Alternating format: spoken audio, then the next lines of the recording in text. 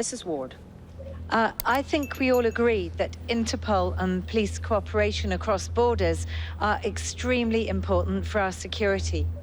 However, when the Interpol system is abused by undemocratic regimes to silence and persecute legitimate voices and human rights defenders, we must all be deeply concerned. Interpol cannot be a state within a state. There has to be some monitoring. Whatever it does, it has to respect fundamental freedoms and personal data. If there are abuses of Interpol's system, it is for Interpol to put in place the necessary measures to prevent such abuse of its procedures. Deviation, manipulation, abuse. The European Parliament has taken up the debate on the red notices, alerts issued by Interpol following the recent questioning of Doğan Akanlı, a German writer of Turkish origin arrested by the Spanish police in August 2017. His arrest resulted from an Interpol red notice requested by Ankara. Doğan Akanlı is known mainly for his views on the Armenian genocide and the issue of Kurdish rights.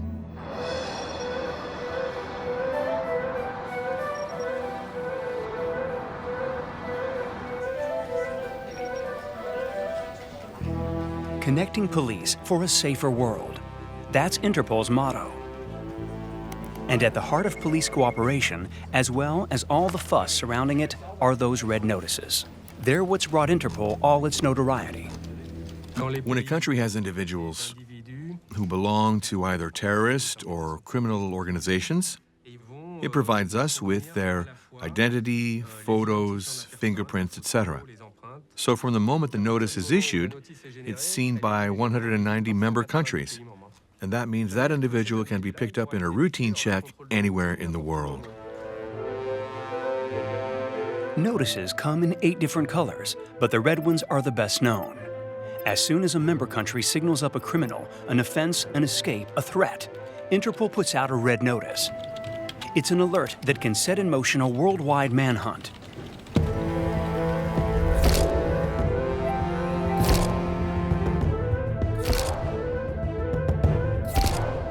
Red notices are a tried and tested tool, but there are 5 times more of them going out now than there were 10 years ago.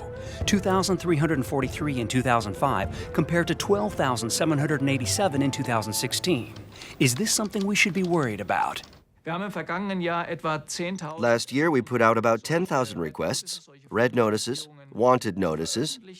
1 to 2% of them were contested. 1 to 2%.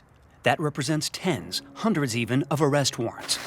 Although Article 3 of Interpol's Constitution, referred to as the Neutrality Clause, stipulates, it is strictly forbidden for the organization to undertake any intervention or activities of a political, military, religious, or racial character.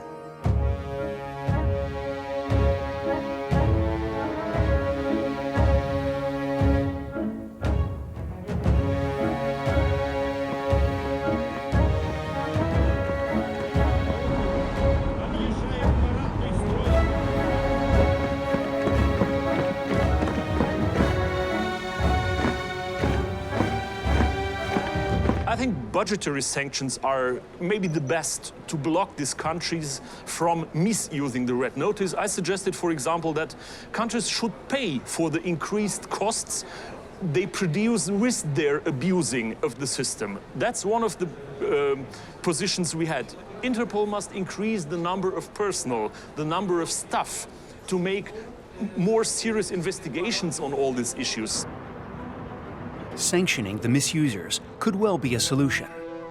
Interpol's financial problems are a well-known fact. It may well be the second largest international organization after the United Nations, but its budget doesn't at all match its renown. The combined contributions of all 192 member countries come to hardly more than 50 million euros. By comparison, the FBI's budget is more than 7 billion. That's 60 times more than Interpol's budget. So right now, Interpol's in a budget deficit. We've reduced our operating budget, we've reduced our travel budget, and we've frozen new hires, essentially. Since I've joined, we've hired 3 people. So it's been pretty tough. And that's been a big change because I don't think Interpol has ever had to operate in a reduced budget environment ever before in its history. So it's up to Jürgen Stock, Interpol Secretary General elected in late 2014, to enforce the new regime of austerity. It's quite a challenge to take on an institution whose predecessor dreamt of an omnipresent, inescapable, and indispensable organization with a budget to match. Gaining your trust, the trust of my staff, and acting in the best interest of the organization have been my #1 priority as your Secretary General. Ronald Noble spent 14 years at the head of Interpol. He arrived at Lyon in France in late 2000 and would turn the place upside down. Would be devoted. And the great upheaval began on September the 11th, 2001.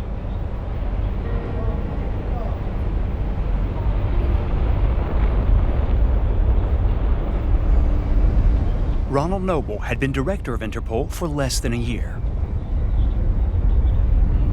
When September 11th happened, no one called us.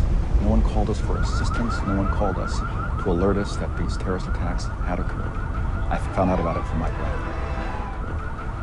After September 11th, we went operational, helped the U.S.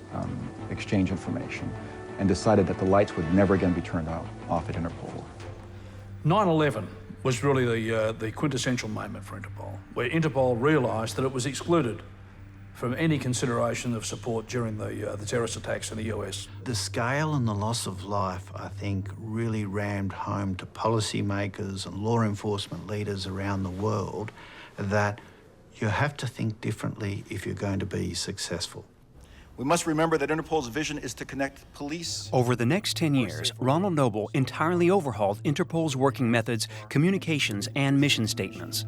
About a suspect or a victim. He was pleased with his reforms and not shy about letting people know it. A command and coordination center was open to provide round-the-clock support to member countries, while a global communication system called I-24/7 allowed police to exchange messages securely and to access Interpol's databases in real time. These innovations were pricey. Ronald Noble increased Interpol staff from 380 to 800. But his budget didn't get any bigger.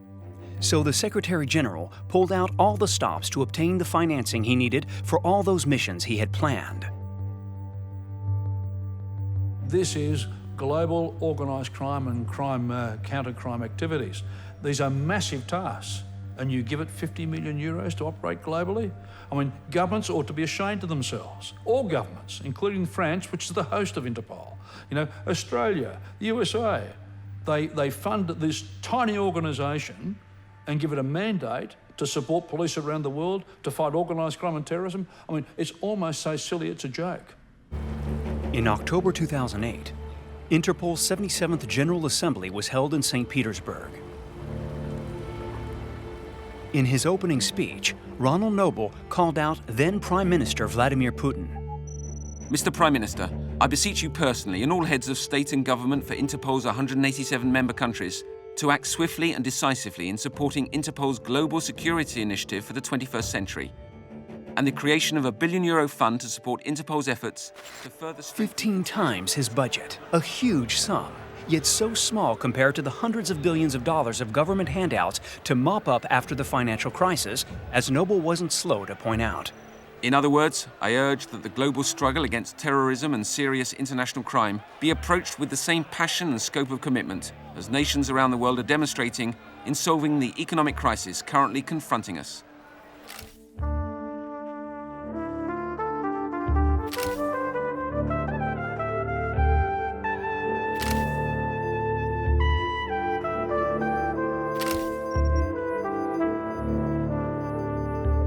What's your current budget? 70 million euros. Oh dear. It's not a lot, is it? You said to me, you remember? $1 billion. You said I got in trouble for it. Are you prepared to say now you still want $1 billion? I still want $1 billion. And I still believe it should be $1 billion. And I believe it's easy to defend. Who's stopping you getting $1 billion? our member countries were prepared to spend billions and tens of billions and hundreds of billions of dollars in war and other ways to try to make the world safer and not spend a fraction of that to try to prevent crime. And if it seemed obvious that only international cooperation could stand up to an international threat, then why were the member countries, or at least the richest among them, not more inclined to finance Interpol? The challenge we face is that those member dues, the 52 million, is largely comes from the police force's own budgets. These normally do not come from the governments per se, but out of the police force's statutory budgets. Around the world, police forces, a lot of them have faced big cuts in recent years. Global austerity has meant there's just not as much money to go around. That's the reality.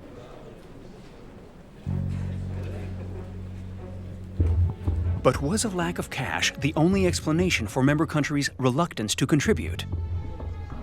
One thing can't be overlooked. It's a problem with any supranational institution, the loss of sovereignty. What's the point of financing an institution set up to coordinate the exchange of information and create a vast database if you're convinced that sharing that information could be a danger to national security? How can you be sure your particular data won't fall into the wrong hands? When you see that in many national DNA databases there are literally millions of profiles, but in Interpol's there are only less than 200,000, then you can see there's a real problem with sharing on an international level. The basis of international police cooperation is reciprocity. It's very difficult if one police force says, I will just collect from all the other police forces around the world, but not share anything when requested. If too many countries took that position, there wouldn't be international police cooperation. In 2010, Ronald Noble was re-elected with an overwhelming majority for a third term as head of Interpol. He knew it would be his last and would do his utmost to approach that figure of $1 billion that he was still demanding. On failing that over many years of trying, he then moved logically into private-public partnerships for an alternative method of achieving the sorts of funding base that Interpol needed.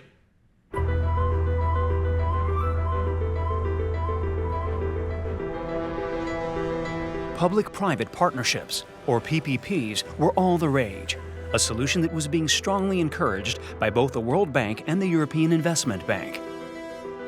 Between 2010 and 2015, while member countries' contributions only increased by 6.5%, private investment was climbing to dizzying heights, by as much as 750% in fact.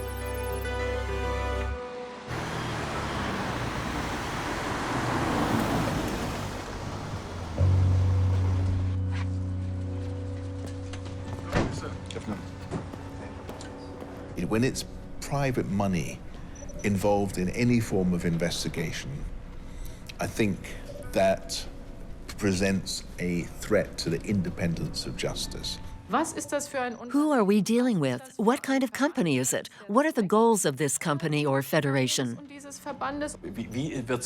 How can we be sure you're working completely independently and without any favoritism? While Interpol's reputation and reliability are crucial for all member states, it is our strong belief that the activities concerning public-private partnerships should always be compatible with the principles, aims, and activities of Interpol. It was a real warning shot, a dressing down for the head of Interpol, and not by just anybody. The letter bore the signatures of quite a few European police chiefs: Germany, Holland, Austria, Belgium, Denmark, Finland, Luxembourg, Norway, Sweden. Since June 2012, everyone had been worried about conflicts of interest and even about interference with some of Interpol's mission partners. From Germany's point of view, the private sector has always been a particularly sensitive point.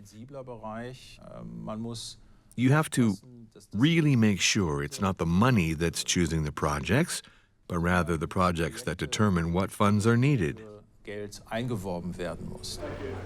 This distrust had begun a year earlier with a first partnership. That was to prove, to say the least, explosive, with FIFA, the International Federation of Football Association. Chris Eaton was the key player in this project. He's Australian and was 58 years old when he left Interpol, where he'd been director of the Command and Coordination Center, a vital part of the organization. It was an eminent post, but one that he readily dropped to become head of security at FIFA. His mission now was to look into the ever-growing problem of match fixing. But the reality is that most of the gambling houses that are being ripped off by these criminals are on the big matches because they gamble on big international friendlies, big competitions. This is where the big pot of money is gambled and where the biggest windfalls can come from criminals. Die ganze Entwicklung zu verstehen. To understand how it all happened, you have to go back to 2010, 2011, to the time when what they call match fixing was starting to become a major problem. If fans couldn't be sure anymore if it was a real match, football lost all its meaning. No one would go to the stadiums anymore, and that's why everyone suddenly wanted to sort this problem out.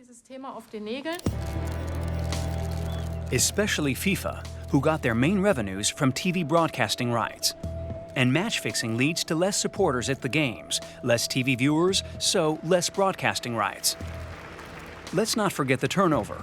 From the World Cup games alone, almost €1 billion for the 2010 South Africa World Cup, more than €3 billion for Brazil 2014. I then negotiated with Ron Noble and with Jerome Velk to have FIFA invest in Interpol because it was clear to me that it needed the police input as to make the anti-match fixing effort more effective. You met Ron Noble? No. On the 9th of May 2011, Chris Eaton welcomed Ronald Noble at FIFA headquarters to celebrate the marriage of the International Criminal Police Organization and the International Federation of the most popular sport in the world with a dowry of €20 million over 10 years.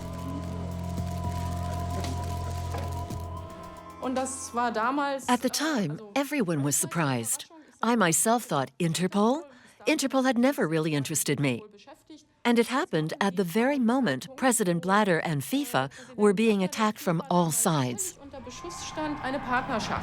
Everyone's been waiting for England. The recent British media campaign about rumors of corruption surrounding some FIFA members has crushed English hopes.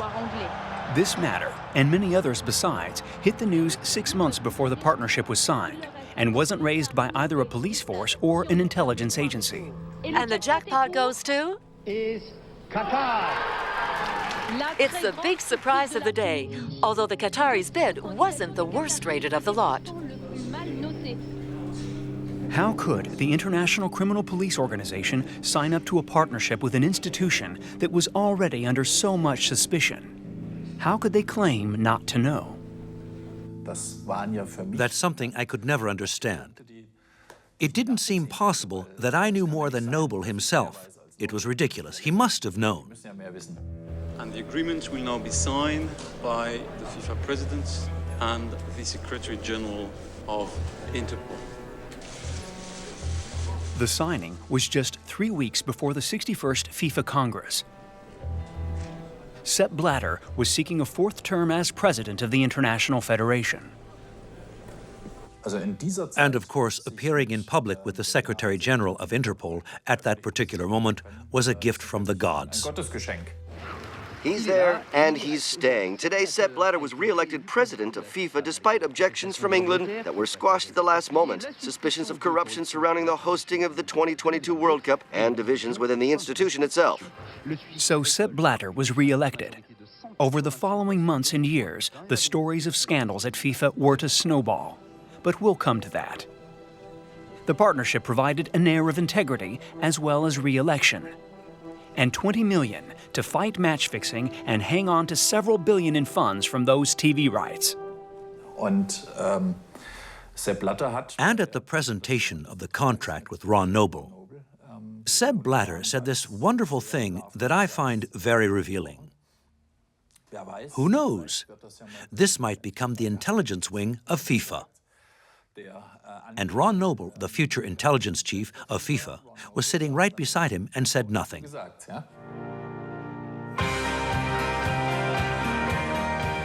Intrigue, doubts, speculation. But the question remained, how could a private partnership simply invest millions for no return? When, for example, Philip Morris International invested $15 million in the fight against cigarette smuggling, did the world's leading tobacco manufacturer have other interests in mind apart from stopping the trafficking that was damaging its profits, and which it had already been speaking out against? Tobacco traffickers are the third largest global cigarette suppliers, trading around 600 billion illegal cigarettes every year. This means that legal manufacturers and retailers are losing sales, while governments and taxpayers are being robbed $40 to $50 billion annually. Money that could be funding important public services and helping local communities. By working together, the legal industry, law enforcement, governments, and civil society, we can stop the illegal cigarette trade. Together, we can stop illegal cigarettes. A very convincing pitch from Philip Morris. Everything society could achieve, all the good things our kids could have, if it wasn't for cigarette smuggling. So why then did the World Health Organization see red when this partnership was announced, to the point of refusing Interpol observer status at their conference on tobacco control? Over the course of the last 15 years, the tobacco industry has managed to convince governments around the world, international agencies like Interpol, even OLAF potentially, that rather than being this pariah supplier of an illicit product, actually it's a victim of the illicit tobacco trade and part of the solution. But nothing could be further from the truth. How could Interpol and its Secretary General have signed an agreement with Philip Morris, knowing that going back to 1989, there are 80 million documents that testify to all the misdeeds of the tobacco industry? They show that the industry hasn't respected the law and that it has knowingly collaborated with criminal organizations. We think that's a big question.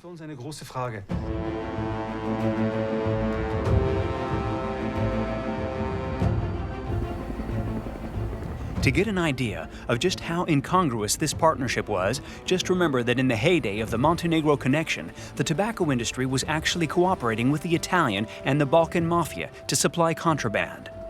So much so that in 2004, Philip Morris International agreed to pay $1.25 billion to the European community to avoid being taken to court.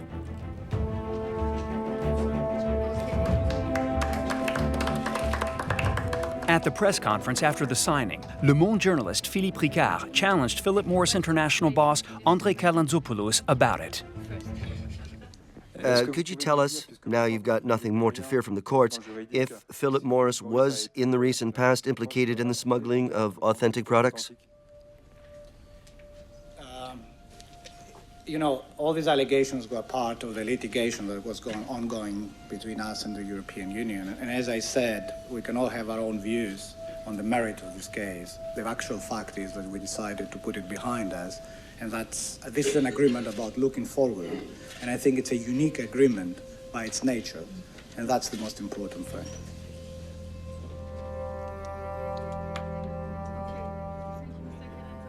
But what was in it for manufacturers who supplied the contraband trade with their own products? First of all, cigarettes that are smuggled are way, way cheaper because they have no taxes on them. The cheaper they are, the more they sell, and in particular, the more they sell to young people.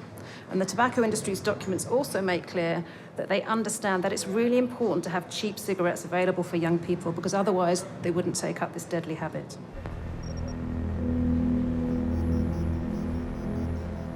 In total, Philip Morris International and 3 other tobacco giants would pay the European Union over €2 billion. With this agreement, OLAF, the European Anti-Fraud Office, Customs, the EU, and the tobacco industry could cooperate in the fight against cigarette smuggling. But when it comes to cigarette smuggling, there are 3 categories: counterfeit cigarettes, often of poor quality, real cigarettes but stolen or fallen off a truck, and cheap whites, also known as illicit whites, which are cigarettes produced legally in one country to be sold on the black market of another. And the whole thing is to know which of these types of trafficking this agreement between Interpol and Philip Morris International was aimed at. This deal is really just about addressing counterfeit. And counterfeit is just one element of the illicit cigarette trade. and it's the smallest element. There's a far bigger problem with the tobacco companies' products ending up in the illicit market. They're putting money into Interpol, so Interpol can speak about the illicit tobacco trade and represent issues on the illicit tobacco trade that the tobacco companies want to see represented.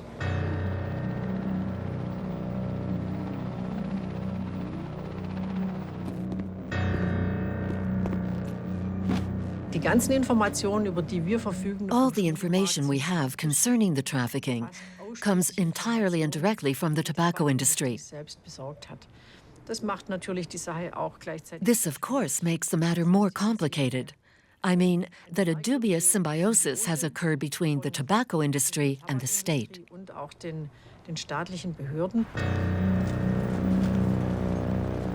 The tobacco companies had taken control of the fight against cigarette smuggling, that illegal trade that was hurting their profits and that they had, economically, every interest in combating.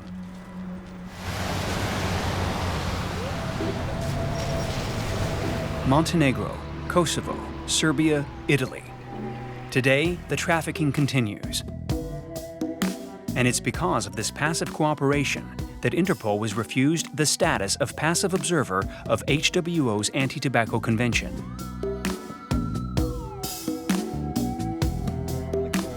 Every partnership is unique. Interpol may well be involved in an active partnership. But what if that partnership is meant not just to distort or influence reality, but to eliminate the competition on which millions of lives depend?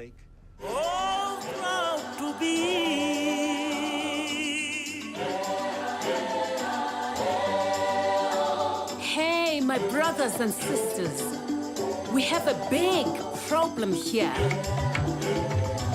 It's time for you to kick the habits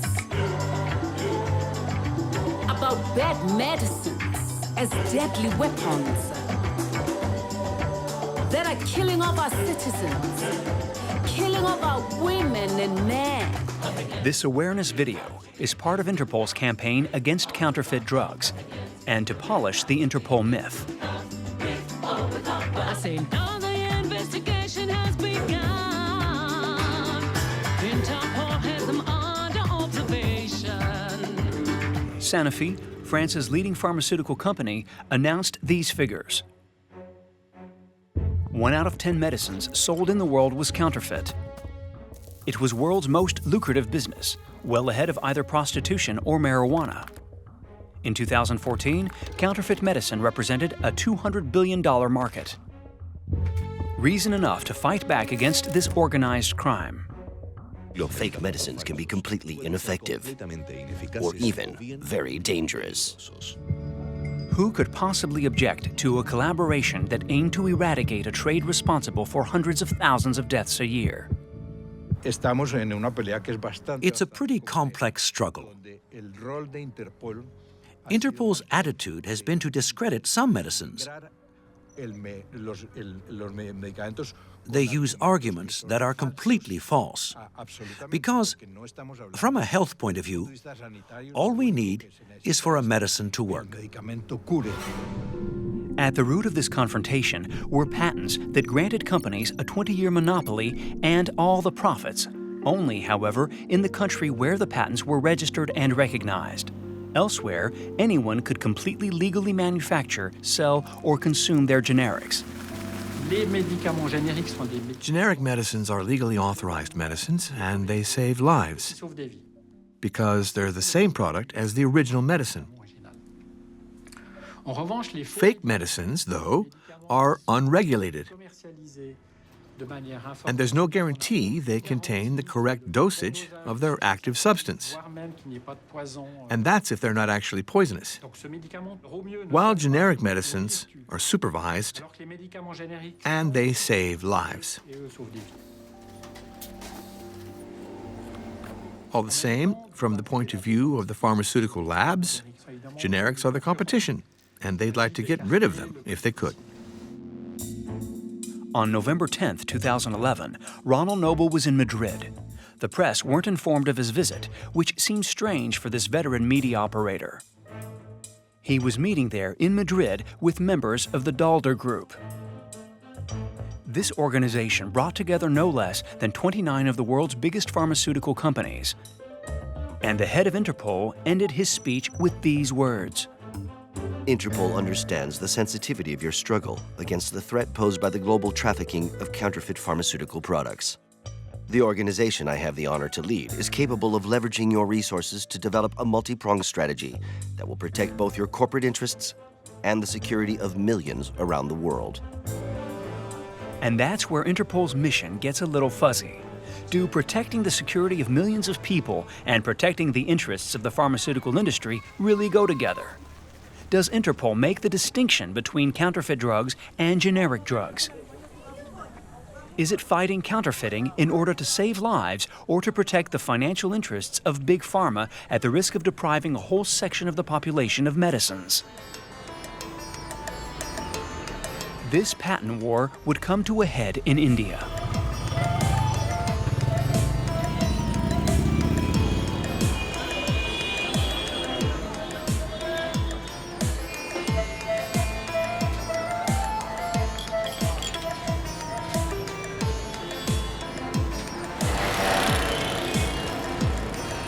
Interpol also came here, met with us, and in one of my discussion,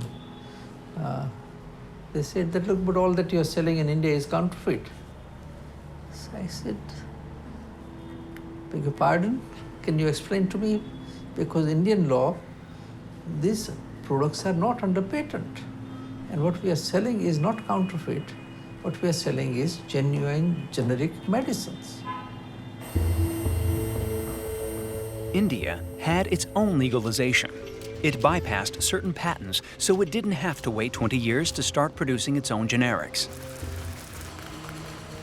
The medicines produced in India were among the cheapest in the world, and it was one of the rare countries with all the facilities necessary to manufacture large quantities of high-quality generic medicines.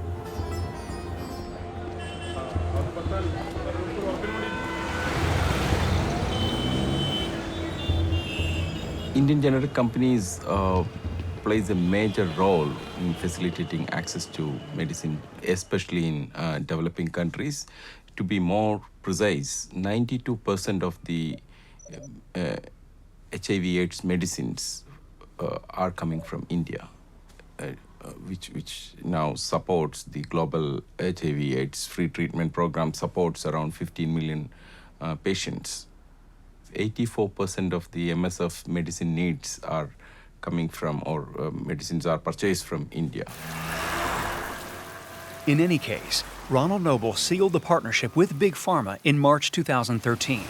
4.5 million euros over 3 years. Interpol as an agency is not free from the international human rights obligations. By accepting this financial resources and working on behalf of the huge pharmaceutical transnational corporations, which have a dubious role in compromising the access to affordable medical care all over the world. It will soon be called a crime, because it is indeed a criminal act in the sense that people are dying in some countries, and a very expensive medicine blocks treatment and can cause people's deaths.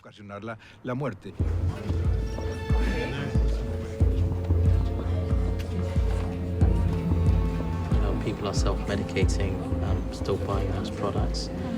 How about cardiovascular? It may be hard to deny the effectiveness of some campaigns, such as this one against the sale of illicit drugs online. But in the autumn of 2016, Jürgen Stock announced that Interpol would not be renewing its partnership with the pharmaceutical industry. We came to a mutual agreement that we wished to continue this cooperation, but that Interpol would no longer accept any money, any further money from the pharmaceutical industry. What's important is that it should be the police authorities who call the shots, and that their independence and neutrality should not be in question. And it's important that there should be no conflicts of interest. So what can we read between the lines? That Interpol had lost its grip on the fight against fake medicines?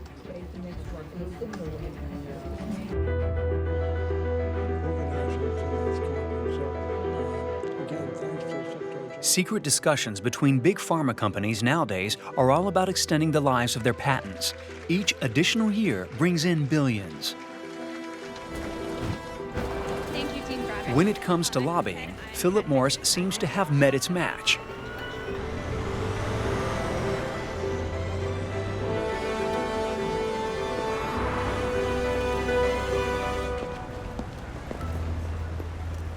Many involved in the fight against cigarette smuggling, including the WHO, were advocating traceable codes which would enable a pack of cigarettes to be tracked and its export mapped to make sure it didn't escape being taxed.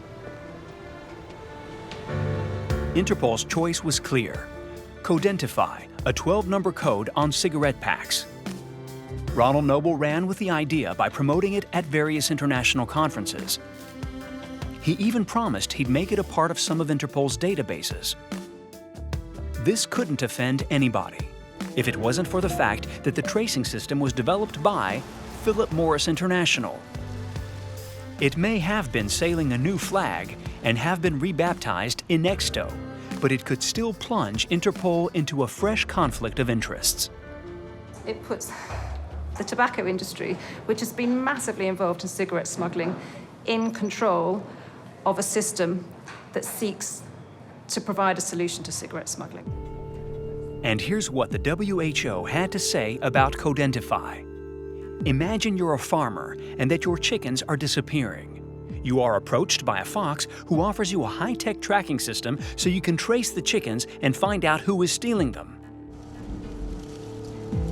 In 2016, Philip Morris sold legally 813 billion cigarettes, representing revenues of 71 billion euros. 15 million over 3 years, or 5 million a year. That was the price of its partnership with Interpol, an ally that had at the time of the signature 190 member countries. Ronald Noble has always denied lobbying. For the anti-tobacco department of the WHO, the conflict of interest had never been in doubt. Jürgen Stock would see this partnership out but not renew it. Same thing with the pharmaceutical industry. The agreement with FIFA, however, was to run until 2021. It came to a very colorful end, and not without consequences. Now, why does match fixing spread so thoroughly throughout the world? By 2015, Interpol and FIFA had been happily married for 4 years. In May of that year, all the FIFA top management got together in Congress in Zurich to elect their new president. Sepp Blatter, then 79 years old, was hoping for a 5th term. But 3 days before the vote, in the center of Zurich, Swiss police questioned one by one several directors of FIFA, the International Football Federation. The police arrived at dawn at the hotel where Federation leaders were preparing to elect their new president on Friday. Among those interviewed were Jeffrey Webb of the Cayman Islands and Eugenio Figueiredo from Uruguay, both members of the executive committee, and Jack Warner of Trinidad and Tobago. The arrest couldn't have happened in a better place. The most expensive hotel in one of the most expensive towns in the world. And at 6 o'clock, there was a knock on the door. No, I haven't ordered breakfast. You don't order breakfast, get your clothes on. No, go away, I've still got Gloria with me. Get your clothes on, sir. And so it proceeded, and within an hour or so, these absolutely astounded.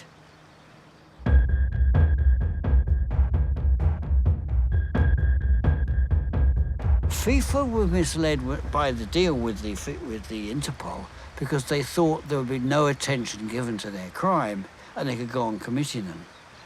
What I knew and what they didn't know was that the FBI were long by the time stuck into FIFA, just doing the donkey work, the shovel work, document after document. Was Interpol behind these arrests? The answer is an unambiguous no. The interrogations were the fruit of a bilateral exchange between the Swiss police and the American FBI. But here's the irony of it. Interpol has just issued 6 arrest warrants for other members of FIFA. Clearly, the organisation was put in a position where we were handling red notices for some of the executives and former executives of who we had a partnership agreement with. Even if you're short of money, that's no excuse for acting stupidly. And if you ask me, an association with FIFA was stupid. It's a little complicated, but it's true some countries were very reticent at the start. As for me, well, I'm French, and it's true that we don't really lead the field when it comes to public-private partnerships. We're learning, but we're still a bit doubtful. That's just how we are in France. Germany, too. It's no problem for you English and Americans, though. So we tend to say, okay, but what about this, and what about that, until we end up saying, that's enough. We've seen enough to know we have to stop this right here because it may well be putting the organization's reputation at risk.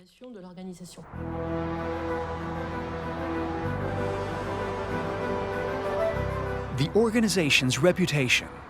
With a partnership like this, how could one not cast doubt on Interpol's avowed intention to fight corruption?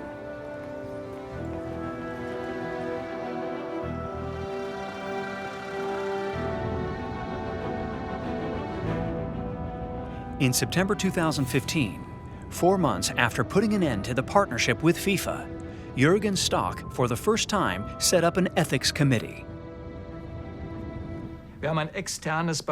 We brought in an external advisory service with experts from the police, from other international organizations, as well as scientists and people from Transparency International, who all helped us to write the rule book.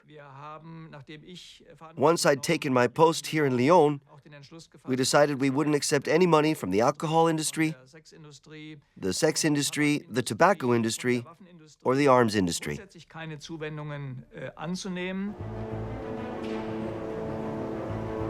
And on this new ethics committee, a new post was created, that of due diligence officer. It was up to this person to judge whether it was ethical for Interpol to enter into a partnership or not. We noticed that the bigger a company is, the more problems it has. So the question for us at Interpol is, do we want to exclude entire sectors such as pharmaceuticals, such as banks, or Google, or whoever? Because we know that all big companies have some kind of problem somewhere. On the business side, everything seemed fine, but there were still a few matters that could cause fresh problems for the organization. And this time, at Interpol's 81st General Assembly in Rome in 2012, exactly 18 months after signing the partnership with FIFA, Interpol got involved with a state, that of Qatar. $10 million to reinforce security and safety at all the big sporting fixtures over the coming 10 years, culminating in the dreaded Qatar 2022 World Cup.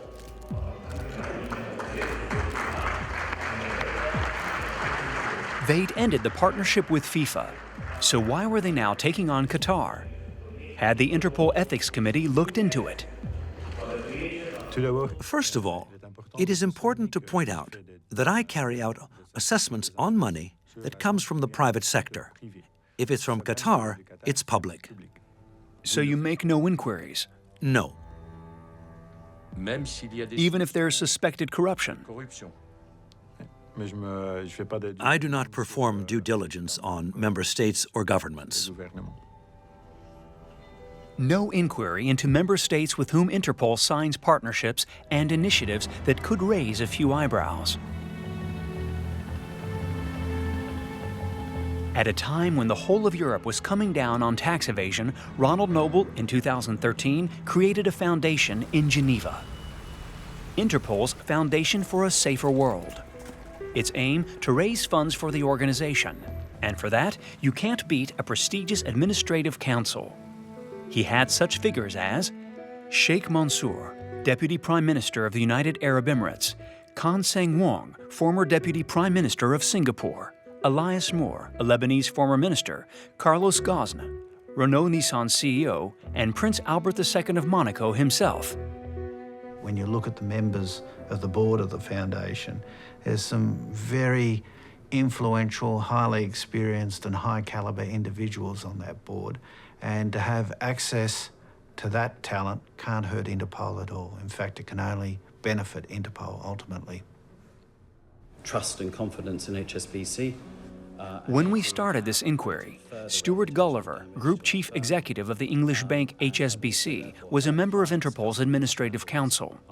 Why you felt the need as a Hong Kong domiciled person to create a Panamanian company?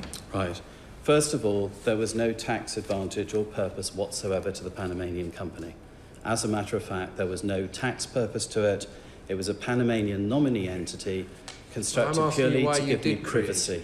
Purely to give me privacy within my own company. You do understand how this looks today, do you? I understand that it looks puzzling to people, and I understand it looks and it looks difficult and suggests that there might have been other reasons related to tax, but there were not. I have been UK tax resident since 2003. Incredible. Incredible. This hearing in front of the Treasury Select Committee of the British Parliament gave rise to an article in The Guardian. The paper accused Gulliver of having a secret $7 million account at HSBC Switzerland in the name of a Panamanian company. I read about it in the papers like everyone else. I contacted the president. We expressed our concern about these accusations being made in the public domain. The board discussed it. To our knowledge, all necessary decisions were taken.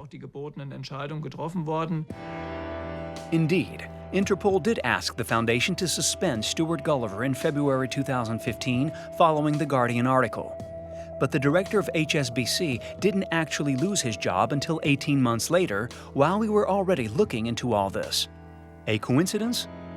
In any case, he was simply replaced by the man sitting next to him here, Douglas Flint, chairman of the same bank. It's a private entity that in itself has nothing to do with Interpol. Yes, it's the Interpol Foundation, created to make money for Interpol, but it's an entity. Fine. The Interpol Foundation is a totally independent entity, and Interpol's Ethics Committee doesn't do any audits on member states. In March 2017, the United Arab Emirates gave the foundation 50 million euros. When the foundation receives from a member state a donation more or less equivalent to the total contributions of all 192 members, surely that begs questions about the organization's independence. Unity for security.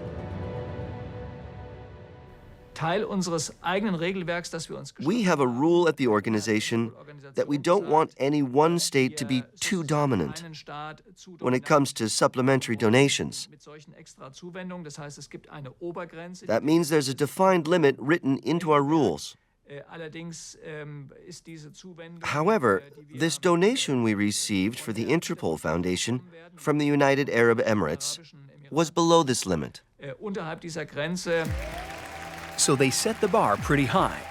But let's not forget that Sheikh Mansour of the Emirates is a member of the Foundation's Administrative Council, even though his busy schedule doesn't leave him much time for it. Deputy Prime Minister, Director of an oil company, member of various administrative councils in both oil and water. Plus, he's also heavily invested in media and owns several football clubs, including Manchester City. Thanks to the Foundation, the United Arab Emirates have become one of the leading state contributors to Interpol.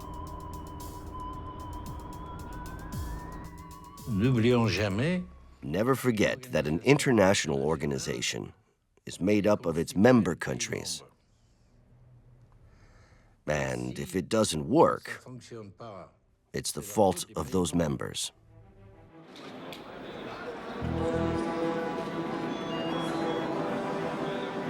These partnerships all leave a bitter taste.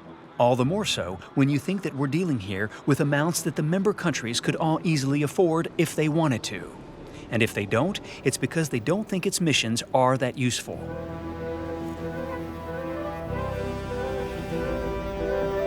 What can we do so that multinationals, who regularly avoid both the taxman and the courts and continue to bleed us all dry, be made to finance our own institutions instead?